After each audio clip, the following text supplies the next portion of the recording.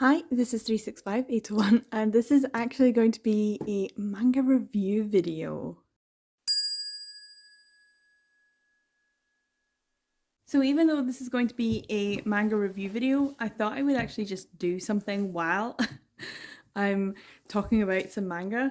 I'll put the manga up on the screen as I'm talking about it, but I thought I would just have a wee go at this as well. I got it for £5 in the sale in the works. Although if you buy 3, you can get them for £15. But I just thought this looked like a fun one. It's crystal jewellery.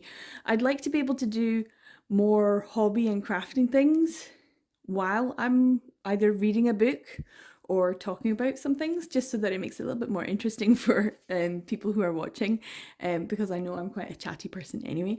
But yeah, we've got some crystal jewellery making. It's just one set, and I just thought this would be a fun thing to do while I talk about some manga that I've read. Some that I should have talked about a lot sooner, but I really need to do the review so I can put it on NetGalley because I didn't do a reading vlog like I was supposed to. So yeah, this is kind of something to watch instead. So if you're interested in crystal jewellery making, have a wee watch, or you can just listen to me ramble on about the manga that I have read. Before I do this, I thought I would just show you something else that I got very recently. It's called Bamboo, and it's so cute and lovely. It's a little dinky one. Patchouli, and I have no idea how to pronounce that. Guaiac wood. And it just smells, oh, lovely. It smells really nice, and it's got this lovely wooden thing. So I thought I could just put it on there and see if I can actually light it. But yeah, before we actually do anything, we have to light the obligatory candle, right? That's what all of the best crafting and journaling hobbyists do. Hopefully it'll actually light. There we go.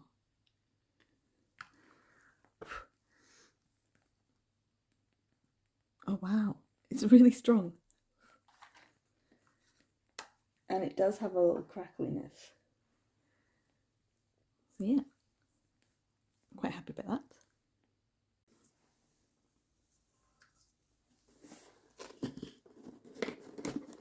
that. So let's get this open. Okay, so I haven't actually opened this, so I don't actually know what's inside. But we'll put that to there. So hopefully it looks nice. Ooh.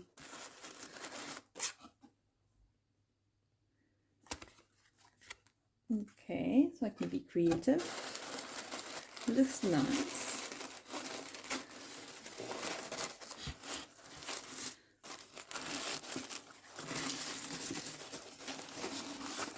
Wow, quite a lot of things in here. Oh, that looks so cute. So let's take out all of the things.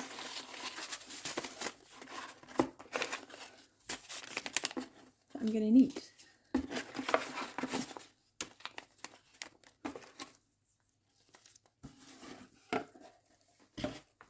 Okay, so I don't think we need this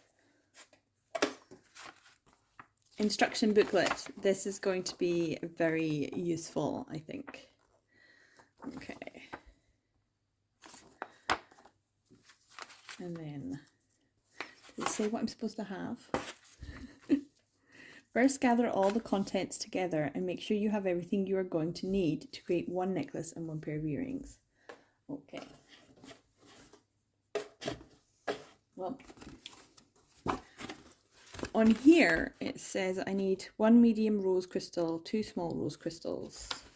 So let's get them all organised.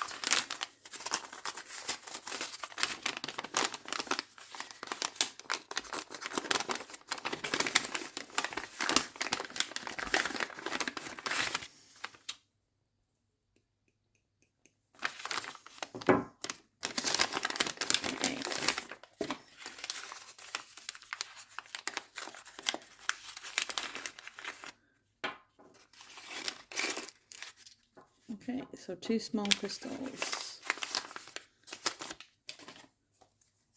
Is this empty box? a grey ribbon and a white card gift box. Okay, so I think this is for afterwards.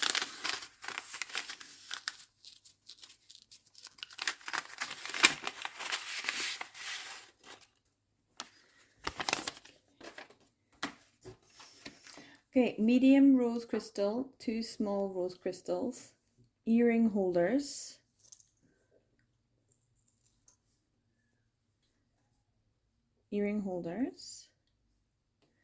one chain,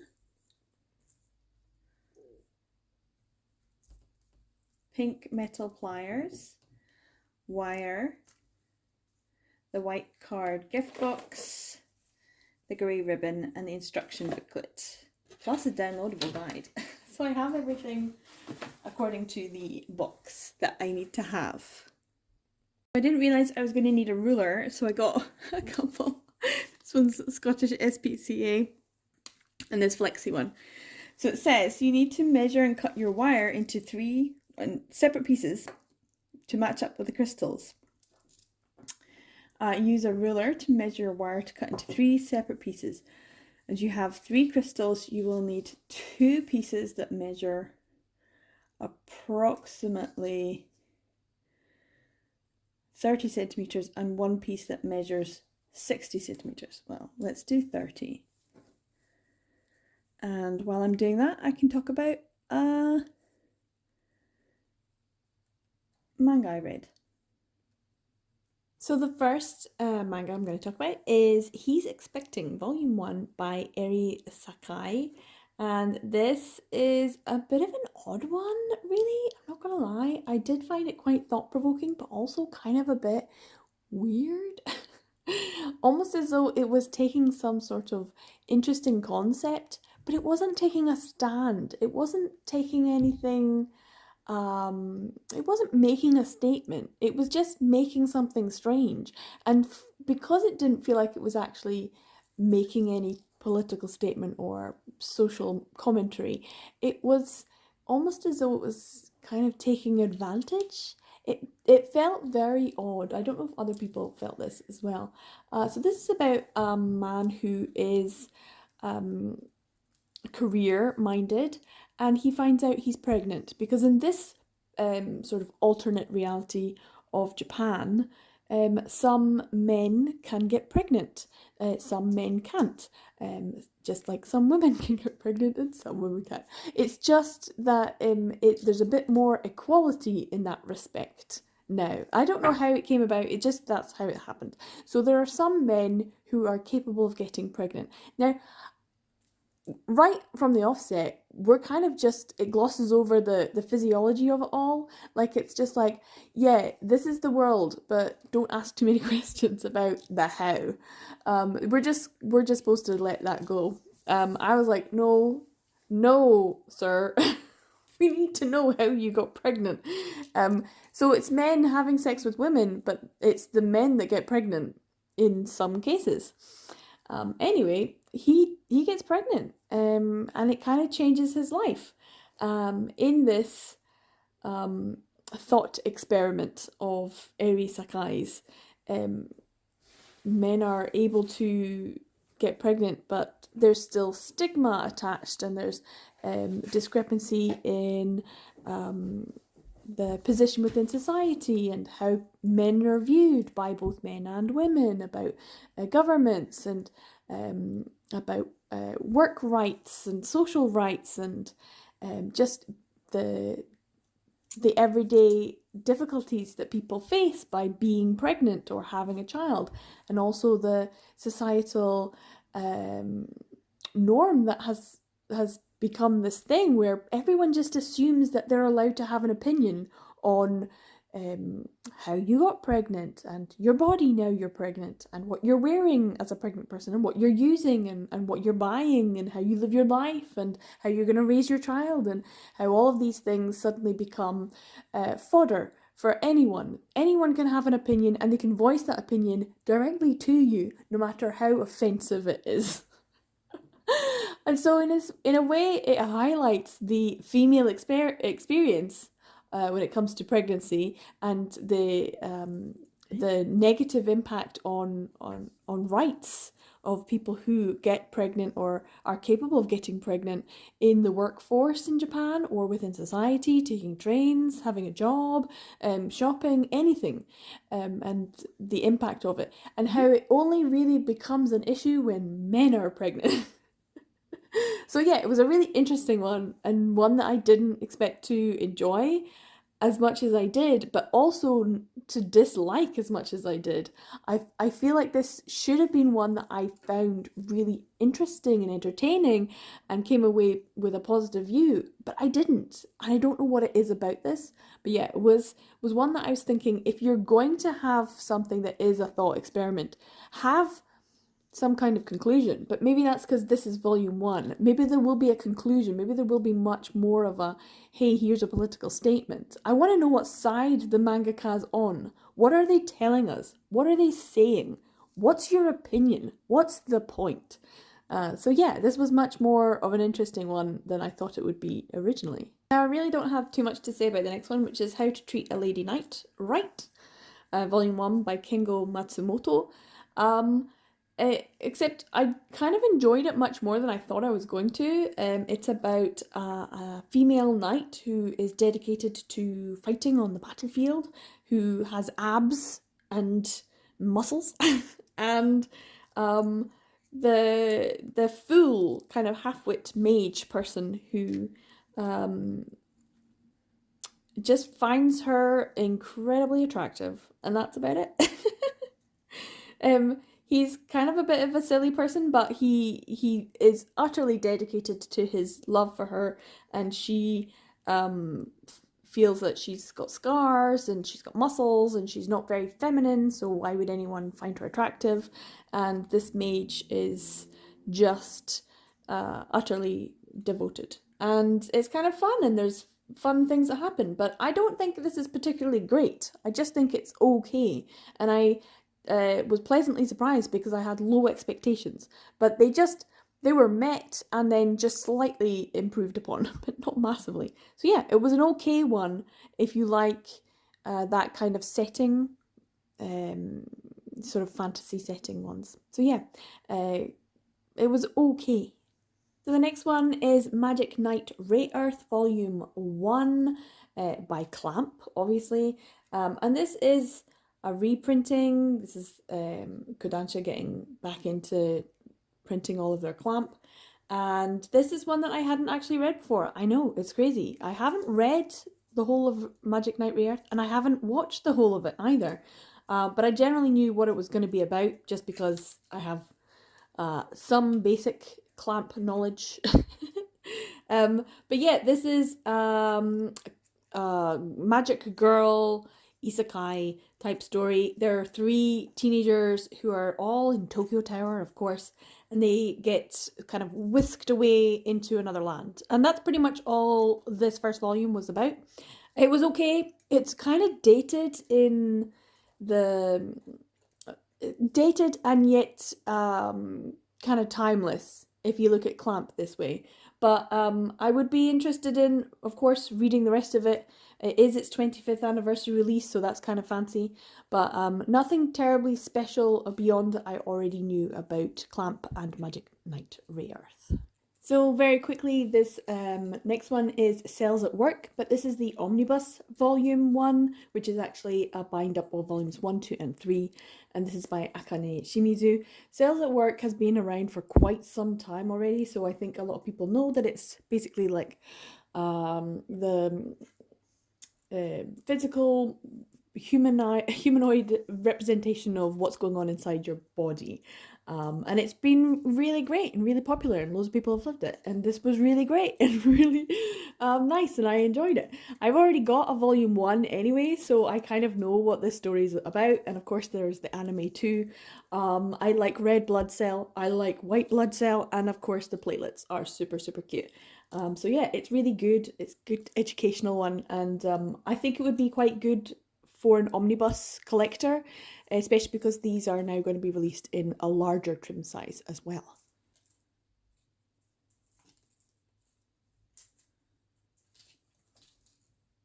Okay. So I should have So I should have this now, and then so what I'm supposed to do is place it like that, 1 centimeter from the loop. Once you have your desired twist, remove your pliers and place your twisted wire against the back of your large crystal.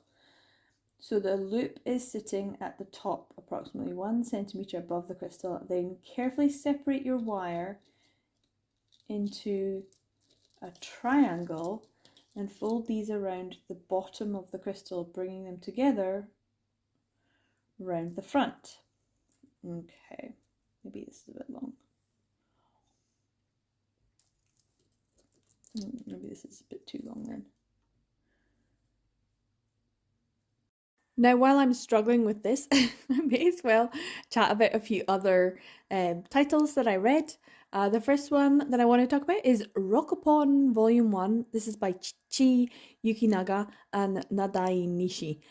This is an interesting one. It kind of gives a bit of like One Punch Man vibes. I can see people who like One Punch Man really enjoying this.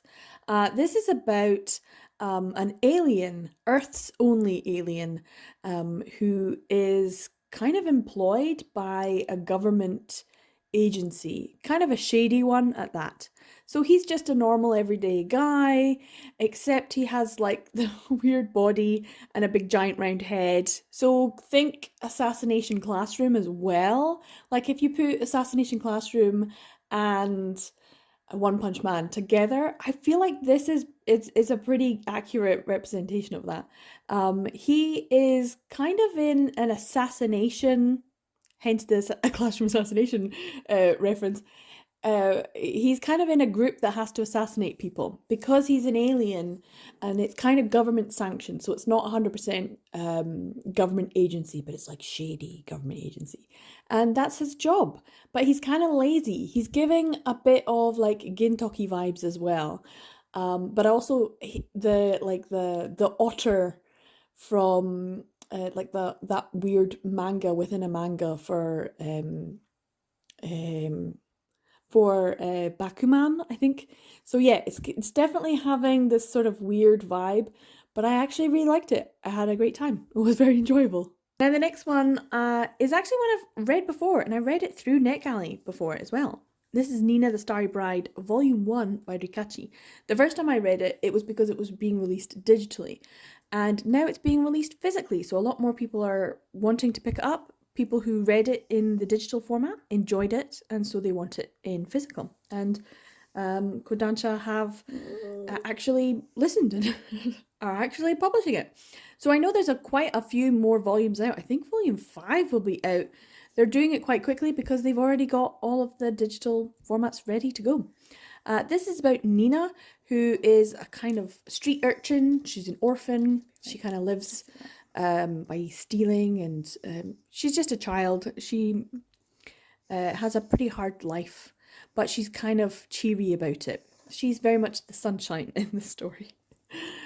She has very particular features with beautiful big blue eyes, and so when a priestess slash princess, I'm not entirely sure, I think she was a princess, but she was also like a priestess as well. She unfortunately dies, and Nina has a resemblance to her, so she gets abducted and forced into pretending to be this person. So the person who's tasked with making her, training her up is Prince Azure, and he's kind of the grump in this situation. And the two of them are trying to get to know each other, but they're also butting heads, and it's quite a good shoujo fantasy adventure. And I really enjoyed the first time I read it, and I just enjoyed it reading it again. I did, even though I didn't really need to. I did enjoy reading it again. It was good fun. So yeah, I'd like to know what happens next. I am intrigued. I probably won't go out my way to pick it up unless there's a good price for it. But yeah, I did enjoy Nina the Starry Bride. Now, one I can talk about quite quickly, actually, well, maybe, is Tying the Knot with an Amagami Sister Volume 1 by Marcy Naito. And this is not my cup of tea for sure. A med student is supposed to There go we and go, that's a bit stay better. at a shrine, and there are 3 shrine maidens. And there's supposed to be some sort of marriage plot, but I didn't get very far into it at all before I got a little bit too like put off. It was just one of those that felt like it was like a sex comedy harem type thing that just isn't my cup of tea at all. So I DNF'd this pretty quickly, I'm afraid. So I don't really have much to say about it. If that's your thing, that's your thing. But for me, I got bored very quickly. I also read volume 1 of The Moon on a Rainy Night by Kuzushiro. I wasn't expecting to enjoy this, but I did actually think it was quite good. It's about a girl who is learning piano. She's kind of feeling lost about things, and she bumps into a girl and then meets her again the next day at school and finds out that she is hard of hearing, very hard of hearing, not completely deaf. And the two of them end up getting along more and more through her piano lessons and hanging out at school. And there's definitely the sense that there's something more. So this might be developing into a Yuri or girls' love territory. And I was intrigued. It was okay. It wasn't brilliant, but it was certainly a very good one. And I did like the fact that we are getting more and more representation of hard of hearing or deafness in manga, and that it's being brought over into English as well. Especially this one because it's a bit like Sign of Affection in the fact that it's got a Yuri aspect of romance along with showing different representations of people who might have disabilities. So I really enjoyed that.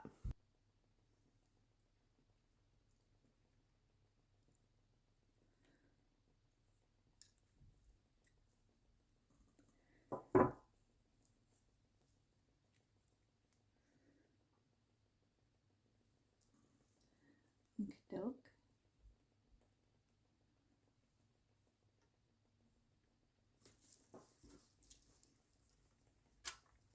So now I've got to this stage. I just have to put this through here, is that right? Will it take it? Will it hold it? Ja-ja! Well, that was fairly straightforward. I thought it was going to be a lot more complex, but that's not bad. It looks okay. It's not brilliant. It's nowhere near as nice and pretty as the other ones. Maybe because my line is too long on the back and front. But it did say to do it for 3 centimeters, and that's what I did. So, but yeah, there you go. I have a lovely jewellery piece to put in the box. There we go. So can I do the earrings now? They don't look anything like each other. But we'll see. I wonder if I even need as much. I don't know how to do this though. How do I do this? For the hoops.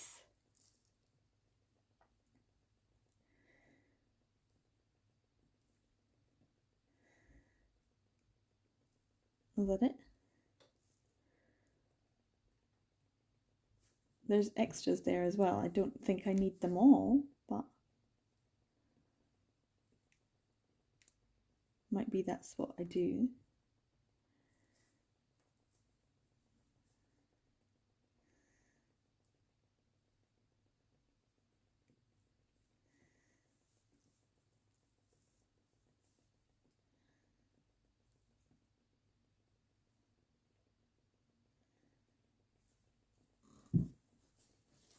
There we go. Let's try these ones as well. Now, while I'm attempting to do the same again for the earrings, I can talk about some more manga. And the first one is Ogami-san Can't Keep It in Volume 1 by Yu Yoshi Damaru. This is one that I think is kind of wrongly marketed. I feel like this is actually sweeter and more innocent and more normal than what is being portrayed on the front cover and with the title. I think they're trying to, especially in the first half, it was very much like a "you had me in the first half" kind of way. It follows a girl, Ogami-san, who they even in the blurb and stuff they say that she's thirsty, that she has loads of fantasies, and that she can't um, keep her, you know, mind out the gutter, and that she blabs things out. And yeah, all of those things are true, but she does it in such a cute, kind of sweet way that I don't dislike her. And also, it's it kind of does normalize the fact that teenagers, women, girls, and men, boys, it doesn't matter. They will still be interested, intrigued about sex, and feel sexually attracted, and interested and intrigued and curious, and that's totally normal, and it should be normalized. And I felt like maybe that's what this manga was trying to say. It kind of felt like that was the case, that for Ogami-san anyway, that she unfortunately has this now kind of reputation, and or she did anyway, and it was kind of sad what happened to her previously. So I like that she's now finally having this interaction with um this boy, Yaginuma-kun, who seems kind of cute and also completely like airheaded, and I just like the two of them. And this felt actually incredibly cute and soft, and the fact that they're just gathering other people into their little group, and it's nice. And I was kind of very interested by the end of it. It's kind of sad that it ended. I was like, I want more. But I feel like the marketing of it is, oh, look at this teenage girl who has sexy thoughts. And I kind of feel the ick from that. Whereas in actual fact, she's just a normal teenage girl who's got curiosity about sex, and that's perfectly normal and healthy, as it should be, because you wouldn't want to be blindsided by something. You know, you kind of want to go in fully aware and enjoying it, intrigued and interested and excited and enthusiastic. We should look for consent. We should look for enthusiasm. And I really like that about Ogami-san. And I did think Yaginuma-kun was kind of a good partner for her in that respect. So yeah, I enjoyed Ogami-san Can't Keep It In, but I hate the title. Now, on to one that I did not particularly like, and that is The Darwin Incident, Volume 1 by Shun Umezawa. This is weird AF. I don't know what it's trying to say. So in a way, a bit like He's Expecting. If you're going to take something like a thought experiment, if you're going to take something as like a hey scenario, what would the world be like in this scenario type thing, um, then have a stance. Say what you're really wanting to say. Don't just throw mud at the wall and hope something sticks. That's what this felt like. Um, it follows, I don't know exactly who it's supposed to follow. I guess Charlie, who is the first half human, half chimpanzee, human Z, and not even from the get go. We meet him when he's 15, and the world's kind of just gone, huh, okay, which is a bit like Rokapon. When the alien lands, everyone's like, whoa, it's an alien. And then, several years later, it's like, oh, well, And I guess that's the adaptability of the human race, that we just kind of go, oh, okay, then, to most things, which is sad as well. But yeah, there's a human Z, apparently. We're supposed to just like take on board, a bit like with He's Expecting, like, oh, everything you know about life and genetics and biology and all that, let's just put all of that to one side. Let's just pretend for a second. And I'm just like, no, tell me what I'm supposed to think. I need this spoon fed to me, because you're not making sense. This was a lot. There was a lot of things going on. The racial representation, the the whole veganism thing, like, what was that about? Like, is it bad or is it good? Are they terrorists? Or are they just normal people? Like, oh, I don't know what this was supposed to be about. It was messy AF as well as being weird AF. I listened to G and Whimsical Pix talking about it, and I'm like, okay. Ray didn't seem to hate it as much as G. G really hated it. And I don't think I hated it as much as either of them. But yeah, Charlie the Human Z is just kind of disturbing to look at. And I did not like this. Now, this next one is one that I really don't have too much to say about, and that is Witch Hat Atelier Kitchen, Volume 1 by Kamome Shirahama and Hiromi Sato. And the reason I don't have too much to say about this is because I haven't actually read Witch Hat Atelier, so I thought maybe I could go in and just see what this is about. But I kind of feel like I should go back and actually read that series. This is a kind of spin-off cooking foodie manga about two of the adults and their experiences cooking in the kitchen and the food that they make, and how it slightly is different from our everyday meals due to the ingredients they use are kind of fantasy ingredients, but they do give you some recipes and some modern day equivalents if you wanted to follow the step-by-step instructions. So it is very much a foodie manga. It did make me think that, you know, the characters seem cute and I would like to actually read Witch Hat Atelier, so it's given me something else to want to read, although it didn't really give me much else. Now, one I really did enjoy is Volume 1 of Searching for My Perfect Brother by Satoshi Morie, who has a very distinctive art style that is incredibly similar to their younger twin, who just happens to be Ogawa Chise. And you can really tell it's very similar in style, so it was kind of interesting to be reading this, which is not a BL, but to have a very similar art style. They're both very psychological, and I would say go into this with full knowledge of trigger or content warnings if you have any issues with them. There are a lot of trigger warnings on this, and I would say it's probably a good idea to check them out just in case. This story follows Rise, who works as a supermarket checkout kind of assistant, and she ends up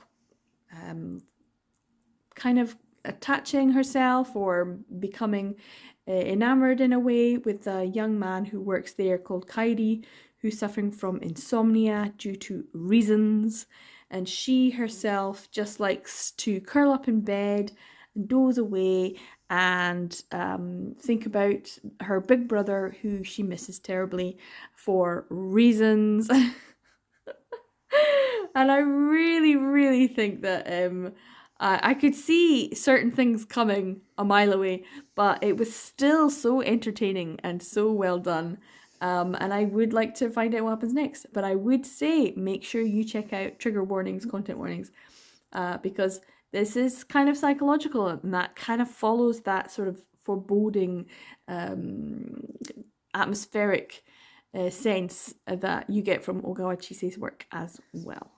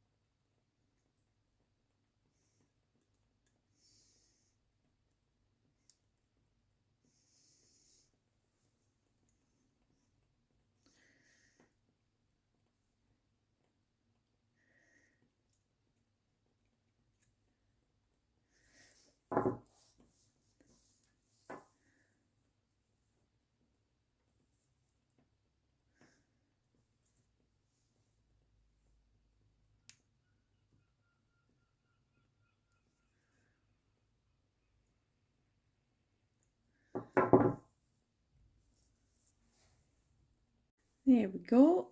So I do have some extras.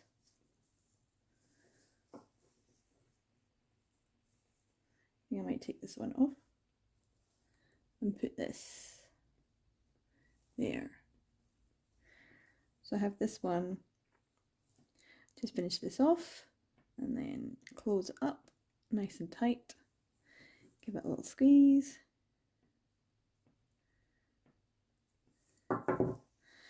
And there we go. So I've got these 4 extra bits here and all of these extra bits of wire as well, which means I could technically do some stuff with that. That would be quite good. I don't know. Can you see? It's not perfect, but it's okay. I don't know which one I like better, because to start with your biggest one, I guess that makes sense, because then you have to try. But this one I might take this off and put one of these on, just because then it matches everything else. So yeah, let's just do that just now.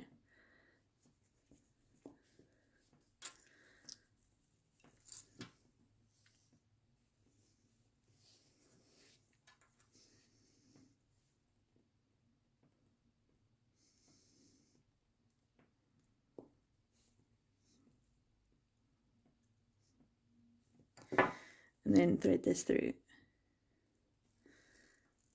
There we are. Looks a bit better.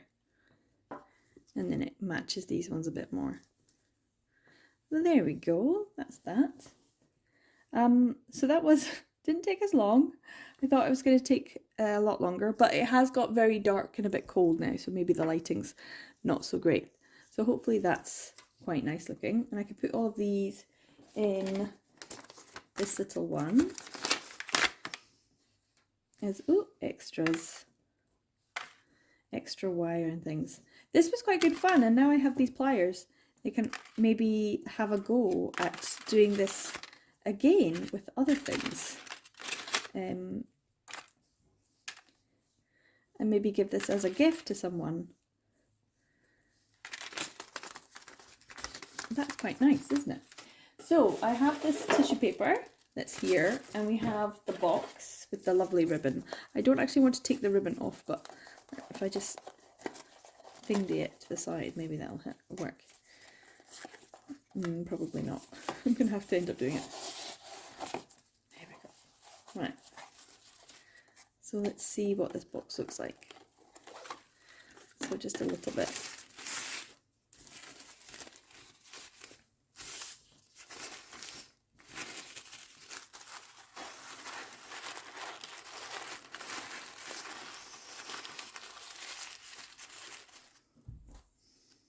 And then I can put this necklace and these 2 earrings in.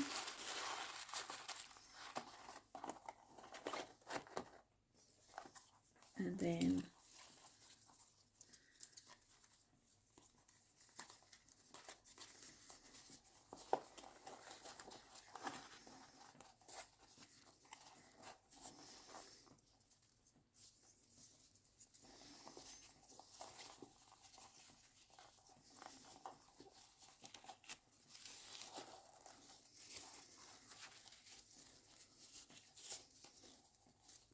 there we go. Not as pretty, but still, that's my little gift, and I have completed this and made these 2 things. So yeah, that's pretty good. This is definitely quite handy, so I'll definitely keep these. And I think it might be quite fun to go to the works and see what other things they have available for making in a craft kit that could maybe end up being gifts for people. And also talk about the manga that I've read. I also have a few other crafting things that I want to do, but we'll see if those videos get made. But yeah, this was really good fun. I'm really glad I got a chance to do it. Yeah, so I'm going to have a wee go at maybe making some more of these things from the works. Or just doing anything, learning to crochet. That's a big thing just now. I have knitted in the past, but I don't think I've crocheted very much, just a little bit. Or needlepoint and things like that. So let me know what you think about these kind of videos where I talk about manga and do some crafting because I had a lot of manga to talk about. So hopefully I've got got that all done, and then I can finally get rid of all of my NetGalley stuff that I need to get rid of as well. So yeah, this might be an opportunity. What do you think about this as a wee kind of video idea, making things and being able to talk about manga at the same time? Let me know what you think. And what do you think about this? Pretty good, right? What other crafting things should I have a go at? I know that Kayla from Books and Lala has been doing that when she's been trying crafts and listening to non-fiction audiobooks. So maybe I should do something like that as well. I do have some audiobooks and I do have some non-fiction things that I need to read. But also, I just really wanted to be able to be a bit more crafty and a bit more creative. And I feel like that's something that's been, YouTube has been my outlet for that, or making photos and things. But I feel like I need to be more productive and I want to feel more relaxed and mindful. And that was actually really great. I really enjoyed it. So yeah, let me know what you think. Of either any of the manga that I talked about or about my first attempt at making crystal jewellery. That was pretty good fun, and now I've got a little gift to give someone. My ears, I know you're thinking probably like, well, why don't you just wear it yourself? My ears are pierced, but I got them done such a long time ago and I haven't been wearing earrings for like almost a decade now, so I think the holes in my ears have closed up, so I don't think I can actually wear these, so they will have to be given as a gift to someone. So maybe that person will like them, maybe they won't, I don't know. But we'll see. So yeah, what do you think about this video? I'd really, as an idea, what do you think? Or what should I do for crafts? But yeah, let me know what you think. Kind of a bit of an odd one for me, but I really enjoyed it. So yeah, thanks for watching to the end of this video. Take care everyone, and I will see you in the next one. Bye.